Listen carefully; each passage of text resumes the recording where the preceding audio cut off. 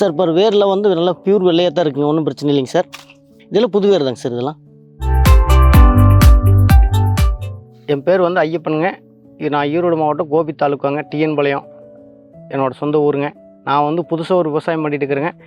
அதில் வந்து இந்த அபிமான் வந்து நான் இது 3வது வாட்டி ஊற்றிருக்கேன் சார். நான் வந்து ஒரு ஏக்கருக்கு வந்து கூண்டால் நேந்தரின்னு சொல்லி அது ஒரு வெரைட்டிங்க சார். அது அந்த ஒரு ஏக்கர் போட்டுக்கிறேங்க. அதுவோ வந்து நான் ஒரு 4 ஏக்கர் நெல் வச்சுருக்கிறேங்க.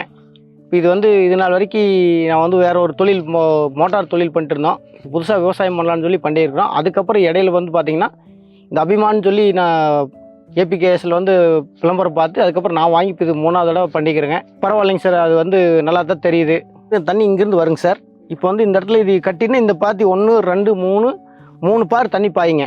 தண்ணி பாய்ஞ்சதுக்கப்புறம் இது வந்து மறுபடியும் திரும்ப ஃபுல்லானதுக்கப்புறம் இது கட்டிடுவோங்க. கட்டிட்டு அடுத்த வாய்க்கால் போச்சுன்னா அடுத்த பாத்தி பாயுங்க.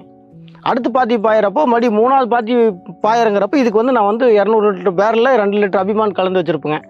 அதில் வந்து வாழைக்கு ஒவ்வொரு லிட்டரு விதமாக தண்ணி ஸ்லைடு தண்ணி நிற்கிறப்ப அதில் ஊற்றிருக்குறேங்க. வேர் வளர்ச்சியெல்லாம் வந்து பியூர் ஒயிட்டில் நல்லா புது வேரில் நல்லா வளருதுங்க. அதில் ஒன்றும் பிரச்சனை இல்லைங்க சார். வேரில் ஒரு பிரச்சனையும் இல்லை. இப்போ 130 நாளுக்கு உண்டான வாழை வந்து ஓகேங்க சார், ஒன்றும் பிரச்சனை இல்லை.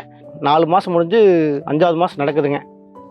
அது 5வது மாதத்துக்கு உண்டான வாழையினுடைய ஒர்த்து வந்து இதில் இருக்குங்க சார். ஒன்றும் பிரச்சனை இல்லைங்க, நல்லா தான் இருக்குங்க. மருந்து தாராளமாக யார் வேணாலும் பயன்படுத்தலாங்க.